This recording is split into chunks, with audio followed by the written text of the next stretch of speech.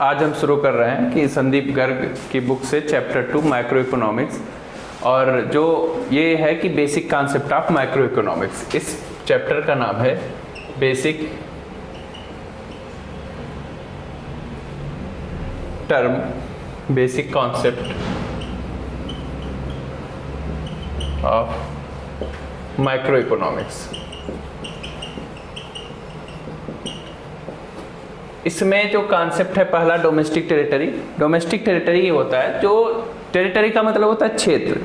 तो ऐसा क्षेत्र जो प्रशासित हो by the government, administrated by the government, वहाँ पे वो गवर्नमेंट उसे एडमिनिस्ट्रेट करे, विद इन विच, जिसके अंदर जो गवर्नमेंट का वो एरिया है या क्षेत्र है, उसमें पर्सन्स, गुड्स और कैपिटल सर्कुलेट कर रहे हो फ्रीली, मतलब वो आ जा रहे हो, ठीक है ना, फ्रीली सर्कुलेट कर रहे हो, तो which persons, goods and capital circulate freely. अब ये बहुत बड़ा मुद्दा हो जाता है और बहुत लोग इसे, देखो ये मतलब डोमेस्टिक टेरिटरी में क्या क्या आता है ये समझना पेपर में सीधा पूछ लेता है। तो पहले तो ये समझो, अगर कोई शिप है या एयरक्राफ्ट है और उसका मालिक ऑपरेटेड हो रहा है नॉर्मल रेजिडेंस बिटवीन 2 और मोर कंट्री, मतलब 2 और मोर कंट्री के बीच में अगर वो ऑपरेट हो रहा है, तो जैसे मान लो कि कोई प्लेन है एयर इंडिया का, वो रसिया से जापान जा रहा है पार्ट ऑफ, तो वो प्लेन इंडिया का है और रसिया से जापान जा रहा है, तो प्लेन कौन ऑपरेट कर रहा है, मतलब उसका मालिक, या operated by normal residents between 2 और मोर कंट्री, तो वो जो मालिक है जहां का होगा वहां का माना जाएगा, ठीक है ना। जैसे मान लो कि एयर इंडिया का प्लेन है, तो कहाँ जाएगा, वो कहीं भी जा रहा है, चाहे रसिया जाए, रसिया टू जापान, भारत का तो कहीं जिक्र भी नहीं है क्योंकि एयर इंडिया का जो प्लेन है, फिर भी वो किस डोमेस्टिक के टेरिटरी में आएगा, वो इंडिया की टेरिटरी में आएगा, ठीक है, डोमेस्टिक टेरिटरी में। और ऐसे ही प्लेन ऑपरेटेड बाय सिंगापुर, जो प्लेन सिंगापुर का है, always between India and Japan, अगर सिंगापुर का प्लेन भारत और जापान के बीच में किसी यात्री को ले जा रहा है, तो प्लेन सिंगापुर का है, सिंगापुर के किसी व्यक्ति का होगा, इंडिविजुअल्स का होगा, किसी का भी चाहे, या सरकार का होगा, तो भी वो प्लेन जो है डोमेस्टिक टेरिटरी किसके आएगा, सिंगापुर के डोमेस्टिक टेरिटरी में आएगा। दूसरा, fishing vessels, oil and natural gas rigs, floating platform operated by the residents by a country in a international water where the have exclusive right to operation. कभी कभी ना, जैसे आप मैप देखोगे तो मैप में श्रीलंका का भी मैप आ जाता है, और उसमें जो वो सागर है तो वो इसलिए आता है क्योंकि एक्सक्लूसिव राइट टू ऑपरेशन है, मतलब वहाँ पे एक्सक्लूसिव राइट होता है ऑपरेट करने का। तो मान लो कोई फिशिंग बोट है, operated Indian fisherman in international water, अगर कोई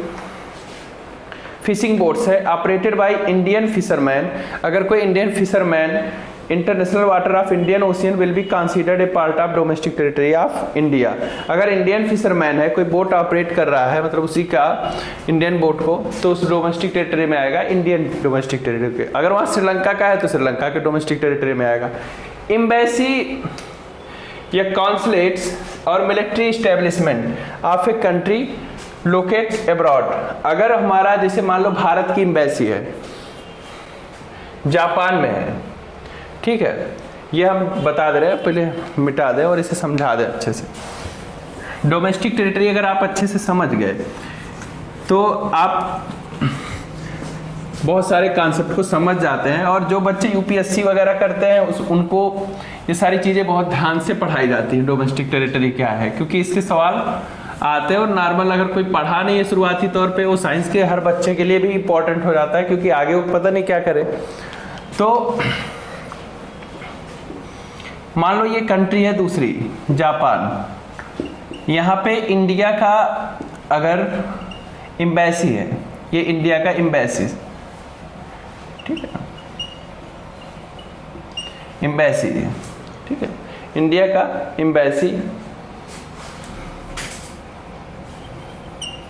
अदर कंट्री की एम्बेसी, मतलब इंडिया का एम्बेसी है, तो जापान में इंडिया का एम्बेसी, मतलब यहाँ पे जापान का नियंत्रण नहीं होगा, यहाँ पे भारत के ऑफिशियल चुने जाएंगे। और यही मान लो जापान में कहीं WHO का कोई संस्थान है, हेल्थ ऑर्गेनाइजेशन का, तो ये भी जापान के टेरिटरी में नहीं आएगा, डोमेस्टिक टेरिटरी में। ऐसे भारत है, मान लो ये इंडिया, ठीक है ना, इंडिया में अगर हमारे यहाँ मान लो रसिया का, तो रसिया का एम्बेसी भारत में है तो वो भारत के डोमेस्टिक टेरिटरी में नहीं आएगा, क्योंकि यहाँ पे रसिया का नियंत्रण है। तभी आप सुनते होंगे कि उसकी एम्बेसी पे हमला नहीं होना चाहिए। एम्बेसीज पे अगर एम्बेसी पे हमला हो जाता है तो उस कंट्री, मान लो कि भारत में रसिया का एम्बेसी है और कोई रसिया पे इस एम्बेसी पे हमला कर दे, वो भारत पे हमला नहीं माना जाएगा, वो रसिया पे माना जाएगा। तो डोमेस्टिक टेरिटरी वो प्रशासित क्षेत्र है गवर्नमेंट का, जहाँ मतलब भारत के लोग अगर कहीं भेजे गए हैं दूत बनाकर, ठीक है ना, एम्बेसी में, तो वो भी मतलब ये है कि डोमेस्टिक टेरिटरी में आएगा भारत में। दूसरा, भारत का जहाज है, चाहे सिंगापुर से जापान जाए, चाहे सिंगापुर से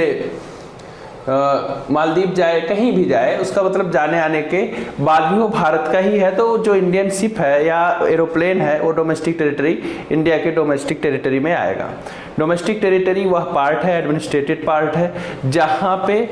3 चीज़ फ्रीली सर्कुलेट करे, पीपल, गुड्स